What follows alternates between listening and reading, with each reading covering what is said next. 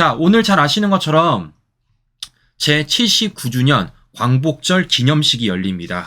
자, 그런데 중요한 건 뭐예요? 이 기념식 와중에 지금 찬물을 뿌리고 있는 사람들이 있죠. 바로 누굽니까? 바로 광복회를 비롯해서 민주당 좌파들이 말도 안 되는 친일몰이를 하고 있으며 그와 관련돼서 광복절이 지금 사분 노열하고 있는 모습을 확인해 볼 수 있다는 겁니다. 자, 제가 어제도 말씀을 드렸지만 지금 뭐라는 겁니까? 소위 저들이 말하는 뉴라이트라는 것은 그냥 프레임이다. 허울뿐이다 라고 말씀을 드렸습니다. 이 본질은 뭐라는 거예요? 이종찬이란 사람의 노욕을 특정 언론사들이 스피커 역할을 해준 것이고 그 특정 언론사의 스피커를 통해서 민주당 좌파들이 정쟁화시키는 게 본질이다 라고 제가 말씀을 드렸습니다. 뉴라이트, 친일 다 이거 프레임이라고 말씀드렸어요. 자, 무엇보다 중요한 건 뭐라는 겁니까? 광복회장 이종찬이 자기가 꽂고 싶은 사람을 못 꽂았기 때문에 난리부르스를 부린다 라고 말씀을 드렸습니다. 근데 제가 뭐라 말씀드렸죠? 사람을 꽂아도 제대로 꽂으라고 말씀을 드렸어요. 실제 이종찬이 추천한 사람 몇 등 했다고요? 최하위 먹었다고요. 실제 그와 관련돼서 독립기념관장 추천위원장이 뭐라고 말했냐? 이종찬이 밀었던 2명 너무 준비가 부족했다라는 것입니다. 자, 그만큼 준비 안 된 사람들을 자신의 측근이란 이유만으로 독립기념관장으로 꽂으려고 했는데 그게 안 되니까 지금 이 난리를 부리고 있다라는 말씀을 제가 한 번 더 드려보는 건데요. 자, 무엇보다 이런 과정 속에서 앞서도 말씀드린 것처럼 이들이 말하는 뉴라이트라는 것 자체가 허울뿐이고 프레임이고 말도 안 된다라고 말씀을 드렸습니다. 자, 왜냐? 이종찬의 행적이 걸렸기 때문이에요. 자, 무슨 얘기냐?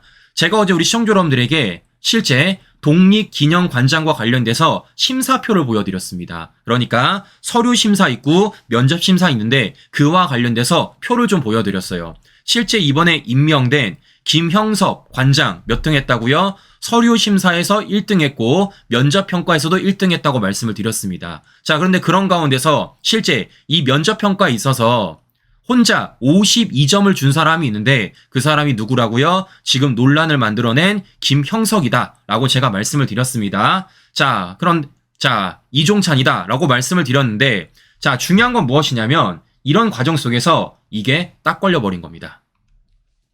자, 지금 이종찬의 주장에 따르면 김형석 관장이 왜 안 된다는 겁니까? 뉴라이트라서 안 된다는 거예요. 그런데 중요한 건 이종찬이 자신이 밀었던 사람에 대해서는 뉴라이트라고 했음에도 불구하고 최고점을 줬다라는 겁니다. 자, 이게 무슨 얘기인지 우리 시청자 여러분들에게 관련된 보도 간단하게 들려드리고 방송 이어가 보도록 하겠습니다. 지난 7월 있었던 독립기념관장 후보자 최종 면접 결과입니다. 김형석 독립기념관장에게 최저점 52점을 준 이종찬 광복회장은 독립운동사를 연구했던 A 교수에게 최고점인 82점을 줬습니다. 이 회장은 최고점을 준 A 교수를 친일 성향의 뉴라이트라고 평가한 바 있습니다. 이거 완전 뉴라이트라. 박근혜 대통령이 이 국정교과서 없애서 아주 단죄를 받아서 아주 고개도 못 들던 사람이에요. 자, 형님 들어보셨죠? 지금 뭐라는 겁니까? 김형석 관장을 향해서는 뉴라이트다 라는 프레임 씌워가지고 이 사람 관장에 오르면 안 된다 라고 말했던 게 바로 누구의 주장? 이종찬의 주장이었습니다. 그럼 제가 물어볼게요. 본인이 뉴라이트라고 말했던 사람은 왜 최고점을 주는 겁니까? 앞뒤가 안 맞잖아요. 네, 본인의 기준에 따르면 뉴라이트라는 사람은 안 된다는 그런 기준을 두고 있는데 우리는 물론 동의할 수 없지만 이종찬 혼자 그런 기준을 두고 있는데 왜 뉴라이트라는 기준에 따라서 김형석은 최하점 주고 왜 다른 사람은 최고점 주냐고요. 자, 보시는 것처럼 이종찬이 지금 뭐 하는 겁니까? 걸려버린 거죠. 결국에는 뉴라이트라는 건 허울뿐이다. 하나의 프레임이다. 진짜 이유는 뭐라는 겁니까? 자신이 꽂고 싶은 사람을 독립기념관장에 못 꽂았기 때문에 저러한 노역을 부리는 것이다. 라고 제가 말씀을 드려보는 것입니다. 자, 그렇기 때문에 이와 관련돼서 우리가 더 많이 알려야 된다라는 말씀을 해드려 보는 것인데요. 자, 근데 중요한 건 이런 겁니다. 지금 오늘 이 기념식과 관련돼가지고 언론들은 다 어떻게 보도하느냐? 다 여기만 집중을 해요. 그냥 여야가 정쟁을 하고 있다. 네, 다 그냥 KBS도, SBS도, TV조선도, 채널A도, MBN도, JTBC도, MBC도 모두 다 그냥 광복절과 관련돼 가지고 정쟁화만 삼고 있다라는 것입니다. 자, 그런데 이런 과정 속에서 제가 우리 시청자 여러분들에게 오늘 한 가지 포인트를 좀 전해드리고 싶어요. 자, 무슨 얘기냐? 바로 이런 겁니다. 제가 정말 여러 차례 강조드렸던 게 있습니다. 자, 바로 오늘 윤석열 대통령이 8.15 광복절 기념식에서 신통일 담론을 내놓는다고 말씀을 드렸어요. 이거 굉장히 중요한 의미라고 말씀드렸습니다. 굉장히 중요한 의미. 자, 무엇보다 여기에 어떤 걸 키워드로 둔다라는 겁니까? 통일을 키워드로 두겠다라는 거예요. 그래서 새로운 통일 비전을 제시한다라고 말씀을 드렸습니다. 즉, 통일을 키워드에 둠에 있어서 새로운 통일을 비전을 제시함에 있어서 뭐가 중요하다고요? 어떤 가치와 어떤 방향성을 담냐가 중요하다고 말씀드렸어요. 그리고 어떤 걸 담는다고요? 크게 세 가지. 첫 번째는 자유민주주의, 두 번째는 북한 인권, 세 번째는 비핵화입니다. 즉, 북한을 향해서 우리가 목소리 내는 겁니다. 크게 세 가지, 자유, 인권, 평화.